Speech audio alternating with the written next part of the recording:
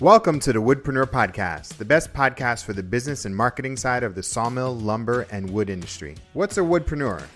If you have a business where you make money as a woodworker, sawmill owner, selling slabs, or a content creator, then you're a woodpreneur. My name's Steve Larziliere, and I started Woodpreneur Life, Acres of Timber, and the Woodpreneur podcast just for makers, wood entrepreneurs, and small business owners just like you. We're on a mission to empower thousands of wood businesses to grow sustainably and put out great products.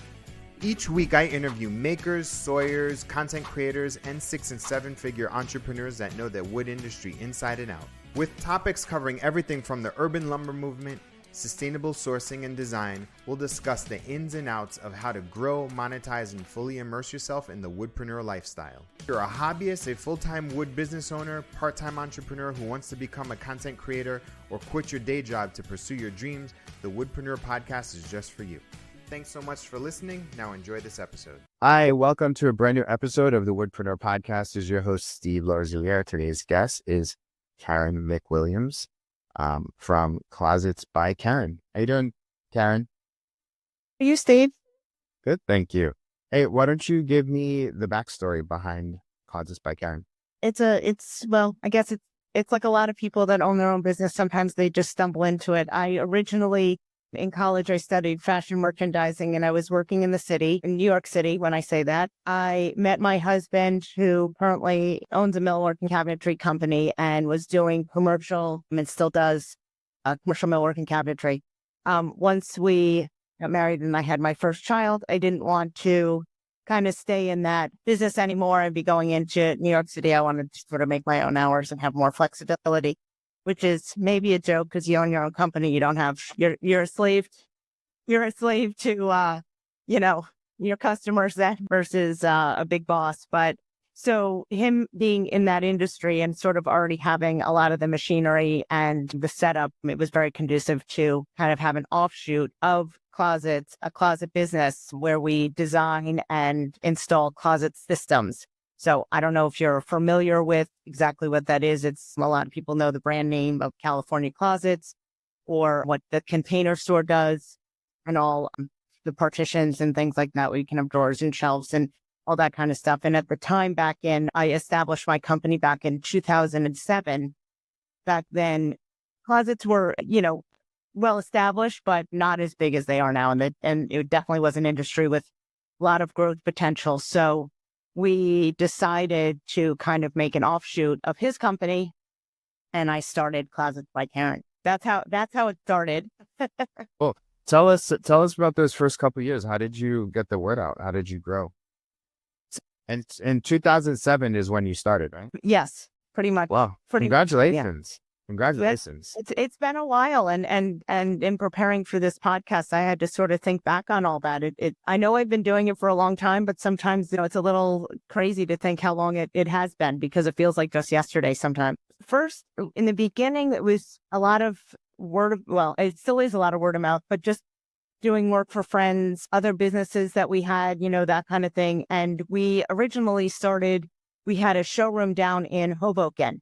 We knew someone that was a realtor, and he was into project development and, building down in Hoboken. And so we started, and we're in a showroom with some other home improvement companies, a flooring person, window coverings, a painter, and we kind of teamed up and were, deemed as a home improvement center that you can kind of come in there and get all the different traits in one shot. So we were there for a couple of years, and that really got our name out in Hoboken, which is a very populated area. People started to know us there. And, a lot of the business, even now, is by referral. Friends will say, oh, my closets were done by these people. They were great.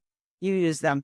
Years later. And I guess at that time also, Facebook was a big help. People post their new closets on Facebook, or there's a lot of town groups, I live in Hohokus, New Jersey, or whatever your town is, moms and dads, and they have a community within that to ask for recommendations for people. And I'm often hearing, oh, we heard your name from our town Facebook group and you came highly recommended. And I always love hearing that, because that means that the client is happy, and that's, free advertisement. You don't have to pay for that one. So I pride myself on always doing a good job and thinking about what the what the client really wants and making sure that they're happy so that they do recommend me.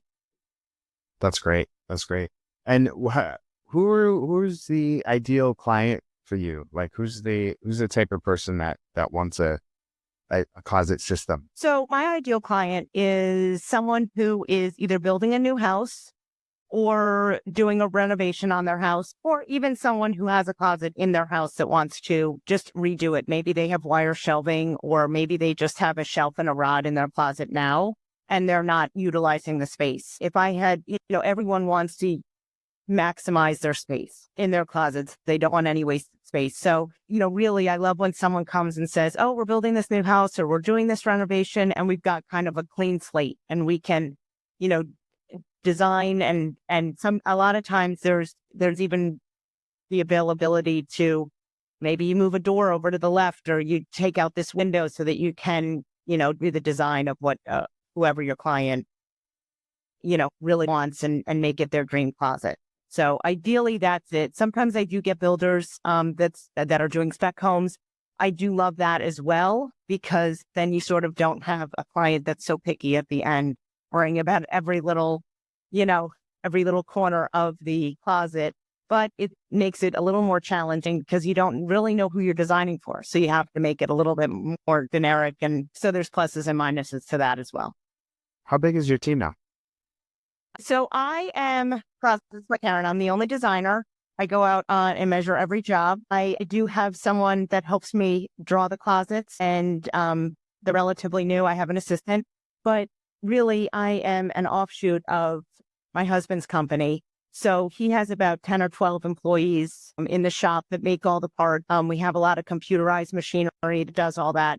So in one sense, I am the only one of Closets by Karen, but at the same time, I have this whole team sort of behind me that is part of my husband's closet, and we work closely together. I'm assuming you probably have a lot of clients that are now friends. Exactly. And that's one of my favorite parts of the business. Whenever I kind of get down about a job, maybe something didn't go right or it's been headache or, tougher than I wanted it to be, I always say to people, I meet the nicest people, and a lot of my clients have become friends. I mean, I thought about that also in preparing for this podcast, how many people we are truly friends with now that I keep in contact with over. And there are some that I sort of am sad that the job is done, that I'm like, oh, I don't know that I'm really going to talk to them again. But, it is nice. I meet wonderful people through the business.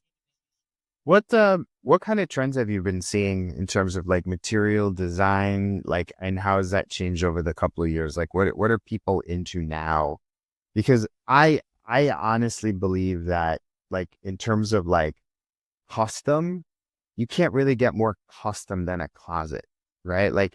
And I mean, I also say too that closets, if you can design a closet, it could add value to your life. And at the same time is kind of the gateway drug to all of the other custom stuff in a home, Exactly. Some of the trends that I'm seeing definitely, and in homes also, is the lighter, everyone's kind of going with lighter wood colors versus, when I first started out, there were about 5 melamine colors that people used other than white. The melamines just weren't out there. And everyone, if it was a high-end closet, they wanted dark. They wanted it to be really dark. There was a color called chocolate pear we used often. And now I generally do an off-white color or a light grayish color if they're doing a wood tone or even a solid color. A lot of white people still want, but definitely that light, airy kind of feel to it. There are a lot of different options as far as drawer fronts and handles you can use and different metal finishes that you can use to really make it a place that you're happy with every day you walk in. And I often say to people, I think you're correct in saying that if you are organized, and especially in your closet, it relieves stress in your life. People and with the whole organization trend that's happening ever since COVID and even before that. But I mean, it is just taken off. Organization is everything. I think people really realize that it helps you in your life and keeps you less stressed than many of our busy lives. Sorry, I kind of lost my train of thought. So, having things organized and having things in their place. I think that is mainly what everyone is looking for, but definitely the light, airy. And I tell people, if they're debating between this, well, what would you do? I said, you're going to walk into this closet every single day. What do you want it to look like? How do you want it? Is this where you want your drawers to be? Is this how you want you have to think about it. You're going to walk in and it's going to give you pleasure and calmness to do what you think works best for you. What do you think keeps you so committed to it? Because like almost at 20 years in this, like why do you stay in it? Like what keeps you motivated? Again, meeting all the different people really helps and having those relationships with people. And I get excited about the different designs when someone comes to me and says, oh, we have this closet. This is what I'm looking for. Kind of delivering that to them. They come in. Sometimes people have exact ideas of what they want. A lot of times people don't, and kind of working through that process with people and seeing the finished product. I love when sometimes people come to you with Instagram photos or Pinterest photos, and that can be both good and bad because sometimes it's not doable in their closet. And sometimes I can extract out what I think they want. And oftentimes it does translate, and sometimes it's better than what they thought, what they expected. I often hear that like, oh, this came out so much better than what I expected. So that's really the driving force. It's that fun kind of, reveal day when it's all done and they get to see it. I love that aspect of it. So I don't know if you know, but I started a little closet custom design business here in Chicago. And I definitely see, like, you get to know people so intimately. Yes. In their space, and you go in when they see it and they are like almost like overwhelmed with the sheer amount of stuff that they have. And then when you show them that initial design, you're like, it's almost like the possibilities open up. Isn't it pretty amazing? And then when it gets implemented, like one of the things that I get really excited about is like, I remember we did this closet and there's this mom with 2 kids and it was just a mess in Chicago, and like how to store things. And then she showed me a picture of it recently. I was like, oh my God, you kept it up. And it's because you know what I'm talking about, right? It's like, absolutely. It's kind of an amazing feeling to know that like somebody's life is improved exactly by design. Exactly. And it sounds like, I don't know, it's really cool. And the reason why I like, this is called a Woodpreneur podcast, right? And so like I normally have like woodworkers and like millwork and furniture makers. But I wanted to start sharing stories about closet designers because it's literally the same material, but applied in a different way, right? Exactly. Same tools, different way, but it has like this great, and I know you know this, but like it has this incredible value. Exactly. Those lives. And this satisfaction that is like, it's like much different than like, I mean, a mudroom is probably comparable. Like a mudroom, like, come on, you have this crazy eyesore in this corner underneath the stairs, and you're like, boom, I just added an aesthetic value to this home. Like that's another thing. But it's like adding value to people's lives through your design. Oh my God. There's like, I feel like there's no better feeling, right? Exactly. Yep. No, you're exactly right. I do know how that feels. And I've never had someone say, oh, I wish we had waited on the closet. I'm not really, it didn't really do that much for it. People stop me on the street. We'll run into people in town or at a restaurant. Oh my gosh, my closet is my favorite thing of the whole renovation we did. I'm like, well, that's great. Now they may just be saying that because they're running into me, but again, having your things organized in a space and have it, even if it's not top of the line and it's just basic, but your stuff is organized. You can see everything you have. It just adds so much value because it creates less stress in your life. I can't say it enough.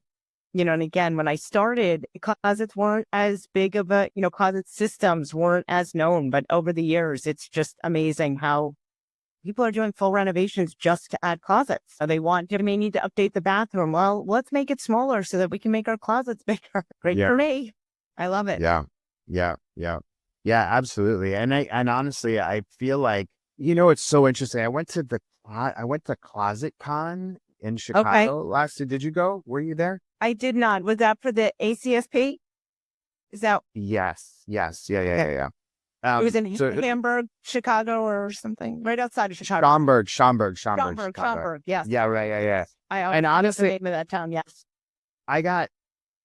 well, for one is like they said last year, 2 years ago, they had like 25, 40 vendors. This year they had over 100 vendors.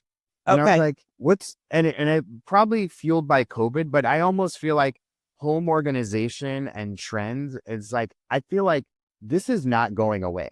Like people are being more introspective, and it's not only is closets just like a value add to your life and to your home, it's also kind of like a social flex as well.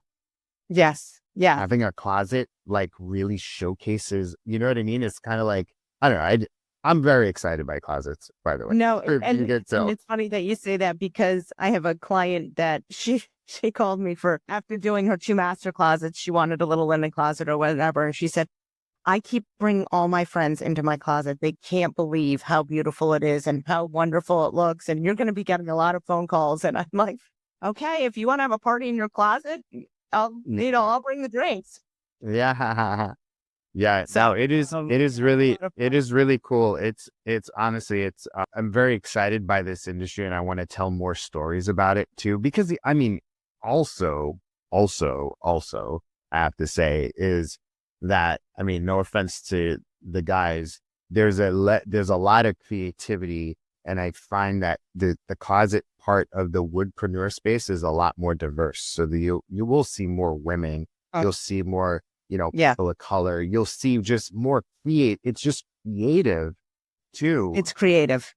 It's super creative, and it's intuitive based off of a person's lifestyle, right? Like, are they a sneaker person? Are they a handbag person? Are they this? You know what I mean? But yeah, some people have no shoes. Some people have 100 pair of shoes.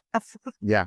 Some people have a big collection. Yeah, it is fun. You have to kind of get into that with each person, and it's interesting. Tell me, where do you want to take your business? So, I would love to expand more, be able to take on more closets, and at the moment, like I said, I'm one designer, I'm one person, and I'm really trying to scale up in 2025 and hopefully expand more and be able to do more closets, have more installs. So it's a matter of how to take that step of, now I have an assistant who's helping me, how much can one person do in a day? But I would love to be doing more. That's my real challenge, is how to kind of take the next step and really make the business bigger. For sure. So this is a perfect segue to transitioning.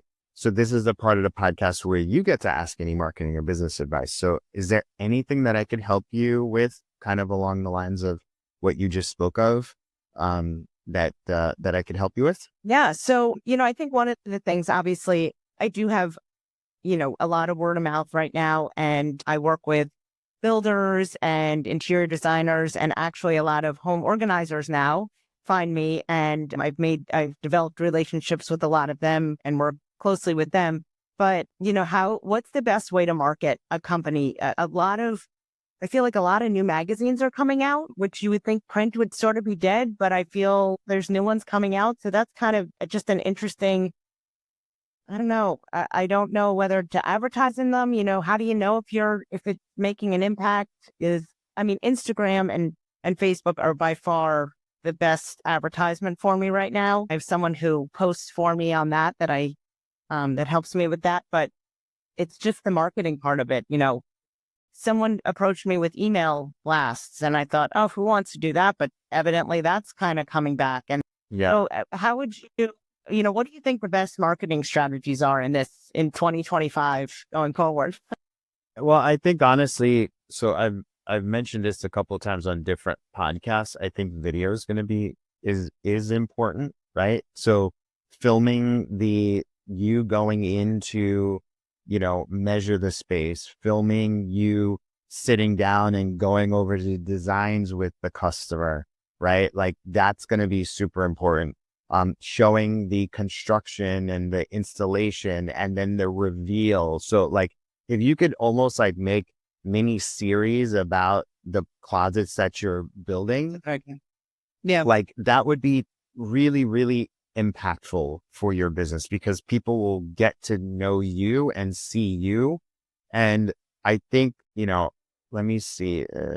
I'll look at your Instagram right now because would you would post those on Instagram, or would you do that like start a YouTube webpage or something? I would do both. Along those lines?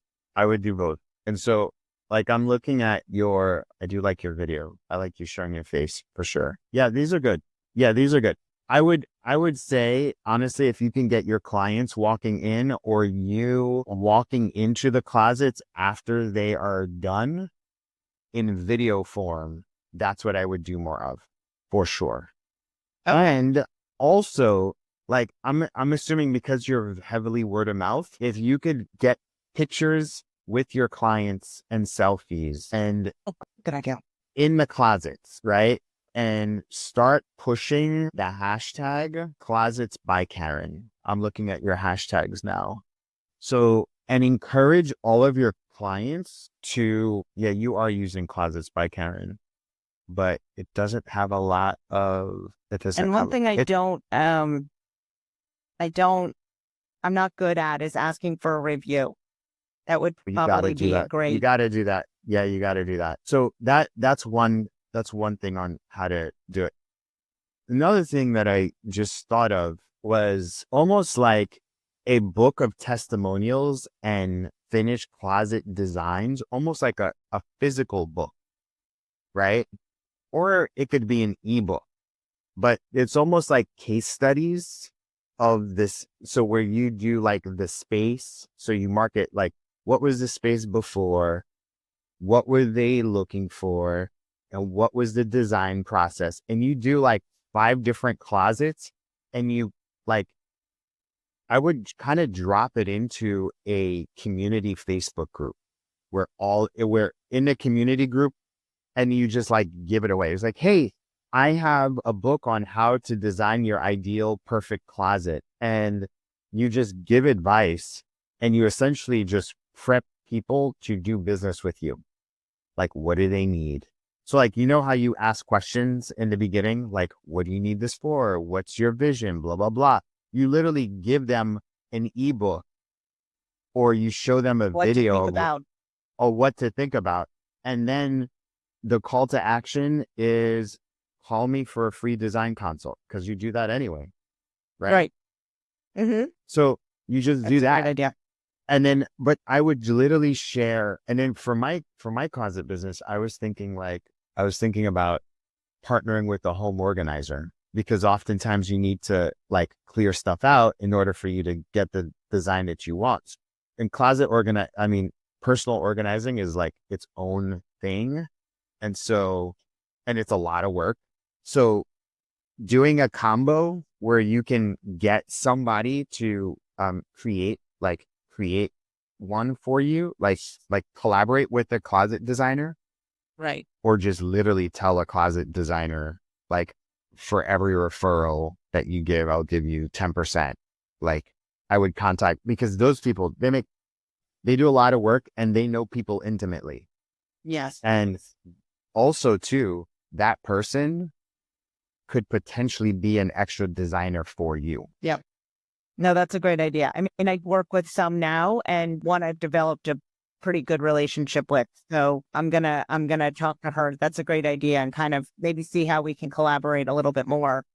You could even do like content with this. You can work with content with them too. Like just say like, when you go into I know it's like Thanksgiving week, but like, how's your, is December, you got a bunch of visits, such design consults that you're doing? I actually have a bunch of installs going in. I do have a bunch of things. I feel like, October was a little slow and now that I think, unfortunately, I think the election Literally. Yeah. It did a number. It did a number on everybody's mindset. Yeah, for sure. Exactly. So I'm sort of thinking, keeping my fingers crossed that come January, or, January is going to kind of explode, I think.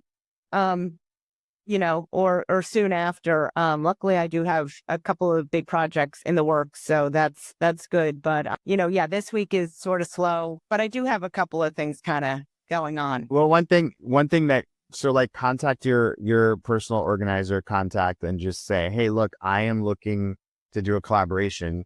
Like, before maybe you upsell them a 2-hour, 3-hour, 4-hour personal organizing session. So like, as you go, it's like, hey, we have a partnership with the personal organizer.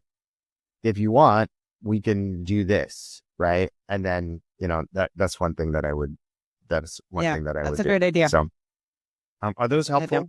I'm sorry, say it again. Was that helpful? Yes, very helpful. That gives me a couple great ideas. Yes. So the one thing is do more video, especially of your installs. You have to I would literally hire a videographer to go out and do the installs and to show you in there to make sure that it's done. Make complete videos of every install. That's one, because that's going to help you, right? 2 is you need to do more videos explaining the process of working with you. 3 is to put out free content or an ebook in local communities where you can get in front of your ideal customer. And then 4 is collaborate with a personal organizer. Okay. Cool. That all sounds wonderful. I'm excited. Awesome. Those are great ideas. Awesome. All right. So tell everybody where they can find you and check out your website and your work. So we are located in Hawthorne, New Jersey, and my website is Closets by Karen, and my Instagram is also Closets by Karen. Awesome. Thank you so much, Karen, for your time and for sharing your story. It was a pleasure meeting you. And congrats on almost 20 years and your beautiful work. Thank you. All right. Can't believe it's been that long. Thank you. Bye. All right.